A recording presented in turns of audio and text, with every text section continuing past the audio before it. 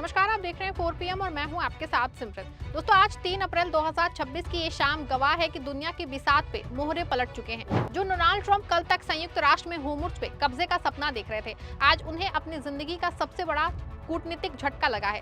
चीन, रूस और नाटो के सदस्य फ्रांस की तिगड़ी ने मिलकर अमेरिका के अरमानों पे पानी फेर दिया है। लेकिन बात सिर्फ कूटनीति की नहीं है। मैदान जंग से जो खबर आ रही है वो अमेरिका के लिए किसी कयामत से कम नहीं है। ईरान के उस पाताल लोक यानी कि अंडरग्राउंड मिसाइल सिटीज के सामने अमेरिका के सबसे घातक बम GBU-72 और B-2 बॉम्बर भी फेल साबित हुए हैं। और सबसे बड़ी खबर, ईरान ने अमेरिका का एक और F-35 फाइटर जेट मार गिराया है, जिसका पायलट भी नहीं बच सका। ट्रंप की अमेरिका फर्स्ट नीति अब अमेरिका अलोन में तब्दील हो चुकी है। आज की इस विशेष रिपोर्ट में हम ट्रंप और नेतन्याहू की उस हार का कच्चा चिट्ठा खोलेंगे जिसे दुनिया का मीडिया दबाने की कोशिश करा है।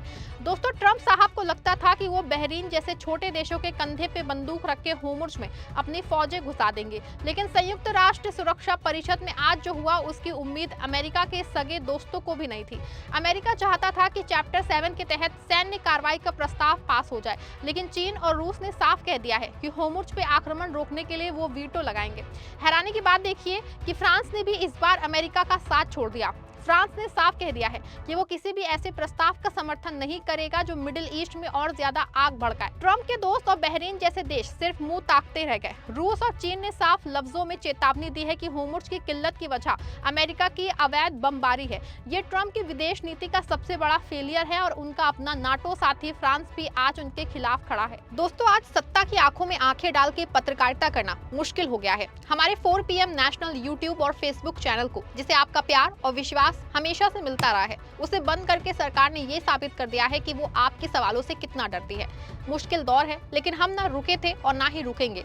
हम सच के लिए हमेशा लड़ते रहेंगे। ऐसे में 4 PM यूपी को ज्यादा से ज्यादा ज्वाइन करें और स्वतंत्र पत्रकारिता को जिंदा रखने के लिए जितना हो सके उतना हमारा आर्थिक सहयोग करें। आपके सहयोग से ये जंग हम जीत के रहेंगे। आपके यहाँ बता दें कि संयुक्त राष्ट्र सुरक्षा परिषद बहरीन के उस प्रस्ताव पे मतदान करने वाली थी जिसका उद्देश्य होर्मुज़ के आसपास व्यापारिक जहाजों की सुरक्षा सुनिश्चित करना है। हालांकि वीटो शक्ति रखने वाले चीन ने स्पष्ट कर दिया था कि वो किसी भी ऐसे प्रस्ताव का विरोध करेगा जिसमें बल प्रयोग की अनुमति दी जाए। वहीं रूस ने भी ईरान का साथ देते हुए इस प्रस्ताव का विरोध किया। इसी बीच चौंकाने वाली बात ये रही कि फ्रांस ने भी होर्मुज़ में सेना तैनात करने पे वीटो लगाया, जबकि वो खुद नाटो में शामिल देश है। फरवरी के अंत में अमेरिका और इजरायल की ओर से ईरान पे हमले के बाद शुरू हुआ ये संघर्ष अब 1 महीने से ज्यादा समय तक चल चुका है। इसी वजह से होर्मुज़ जलडमरू मध्य में जहाजों की आवाजाही लगभग बंद हो गई है।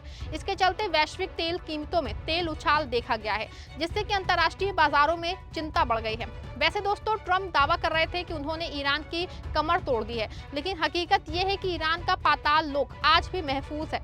ईरान ने जमीन से सैकड़ों फीट नीचे ऐसी मिसाइल सिटीज बनाई हैं जहां पे अमेरिका का सबसे शक्तिशाली बंकर बस्टर बम GBU-72 भी नाकाम साबित हो रहा है। पेंटागन की रिपोर्ट लीक हुई है और B-2 स्टेल्थ बॉम्बर ने हजारों टन बारूद बरसाया है, लेकिन ईरान की मिसाइल लॉन्च करने की क्षमता कम नहीं हुई। ये वो पाताल लोक है जहां से ईरान की अचूक मिसाइलें निकलती हैं, वॉर करती हैं और वापस गायब हो जाती हैं। ट्रंप साहब, हॉलीवुड की फिल्मों में पहाड़ तोड़ना आसान है, लेकिन ईरान की हकीकत ने अपनी टेक्नोलॉजी का दम निकाल दिया है। अमेरिकी राष्ट्रपति का दावा है कि ईरान की मिसाइल और ड्रोन क्षमता लगभग नष्ट हो चुकी है, लेकिन हकीकत कुछ और ही बता रही है। 28 फरवरी से अब तक ईरान ने जॉर्डन, US मिलिट्री बेस वाले खाड़ी देशों और इजराइल पे 6770 मिसाइल और ड्रोन दागे हैं। हमले की रफ्तार लगभग स्थिर बनी हुई है, इसमें कोई बड़ी गिरावट नहीं आई है। ईरान ने सबसे ज्यादा हमले UAE पे किए हैं। इंस्टीट्यूशन फॉर नेशनल सिक्योरिटी की माने तो ईरान ने इजराइल पे अकेले 600 मिसाइलें और 765 ड्रोन दागे। पिछले एक हफ्ते में ही 215 ड्रोन और 200 मिसाइलें लॉन्च की गई। अगर मिसाइल क्षमता सचमुच 90% नष्ट हुई होती तो ये आंकड़ा 25% से नीचे होता, लेकिन 30% से ऊपर का ये आंकड़ा साफ बताता है कि ईरान की मारक क्षमता अभी भी बरकरार है। ऐसे में अमेरिका के बड़े बड़े बॉम्बर और फाइटर जेट्स कहीं ना कहीं फेल होते दिख रहे हैं। ट्रंप की जिद ने दुनिया को उस मोड़ पे ला दिया है जिसका डर हर इकोनॉमिस्ट को था। ईरान ने अब खाड़ी की लाइफलाइन यानी कि होर्मुज़ पे अपना शिकंजा कसना शुरू कर दिया है। ईरान ने साफ कह दिया है कि जब तक उस पे हमले बंद नहीं होंगे वो इस रास्ते से एक भी अमेरिकी जहाज को गुजरने नहीं देगा। ऐसे में दुनिया भर में तेल की कीमतें आसमान छू रही हैं। पेट्रोल डीजल की किल्लत ने महामंदी की दस्तक दे दी है। ट्रंप और नेतन्याहू की ये जोड़ी अपनी जिद के लिए पूरी इंसानियत को भूखा मारने पे तुली है। ईरान अब सिर्फ डिफेंस ही नहीं कर रहा है, बल्कि वो ये वहां वॉर कर रहा है जहां अमेरिका को सबसे ज्यादा दर्द होता है, यानी उसकी आर्थिक नब्ज पे। आज की सबसे सनसनीखेज खबर ईरान के एयर स्पेस से आई है दोस्तों। ईरान के डिफेंस सिस्टम ने अमेरिका के सबसे एडवांस अरबों डॉलर के F-35 फाइटर जेट को धूल चटा दी है। खबर पक्की है कि जेट मार गिरा है और पायलट को बचने का मौका तक नहीं मिला। आपको बता दें कि पिछले दिनों से ईरान युद्ध में थोड़ी राहत दिख रही थी, लेकिन अब समझौते की सारी सूरत खत्म हो गई है और दोनों ओर से हमले तेज चुके हैं। ईरान की मेहर न्यूज एजेंसी ने जो है दावा किया है कि ईरान के मध्य हिस्से में अमेरिका का एक और F-35 फाइटर जेट मार गिराया गया है। रिपोर्ट में यह भी कहा गया है कि पायलट के बचने की संभावना कम है क्योंकि उसे गंभीर चोटें आई थी। हालांकि यूएस सेंट्रल कमांड ने अभी तक इस दावे की कोई आधिकारिक पुष्टि नहीं की है। अगर ईरान का यह दावा सही साबित होता है तो ये एक बड़ा जवाबी हमला माना जाएगा, क्योंकि F-35 दुनिया के सबसे आधुनिक स्टेल्थ फाइटर जेट्स में से एक है। जी हाँ, और जो रडार से बच के दुश्मन के क्षेत्र में काम करने की क्षमता रखता है। ऐसे में इस तरह के जेट को नुकसान पहुंचाना अमेरिका की स्टेल्थ ताकत पे बड़ा सवाल खड़ा कर सकता है। आपको बता दें, यूएस सेंट्रल कमांड ने अभी तक ईरान के उस दावे की पुष्टि नहीं की है। करीब 2 हफ्ते पहले भी ईरान ने दावा किया था कि उसने F-35 लाइटनिंग 2 को निशाना बनाया था। सेटकॉम के प्रवक्ता कैप्टन टिम हॉकिंस के मुताबिक ये जेट ईरान के ऊपर मिशन पे था, तभी उसे इमरजेंसी लैंडिंग करनी पड़ी। उन्होंने कहा कि विमान सुरक्षित उतर गया और मामले की जांच चल रही है। हालांकि कुछ सूत्रों ने बताया है कि जेट को ईरानी फायरिंग से भारी नुकसान पहुंचा था।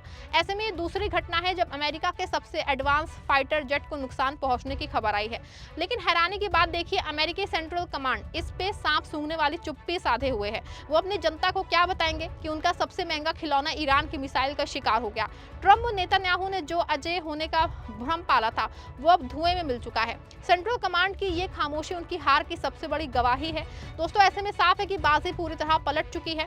ट्रम्प अब चारों तरफ से घिर चुके हैं। घर में फौज का विद्रोह, यूएन में कूटनीतिक हार और मोर्चे पे ईरान का करारा जवाब। नेतन्याहू ने अपनी कुर्सी बचाने के लिए अमेरिका को इस आग में झोंका, लेकिन अब वो आग खुद व्हाइट हाउस तक पहुंच गई है। आपको क्या लगता है कि अमेरिका को अब अपनी हार मान लेनी चाहिए? क्या पुतिन और शी जिनपिंग मिलकर इस महाजंग को रोक पाएंगे? आप जो भी सोचते हैं अपनी राय कमेंट में दीजिएगा। वीडियो को लाइक और शेयर करिएगा।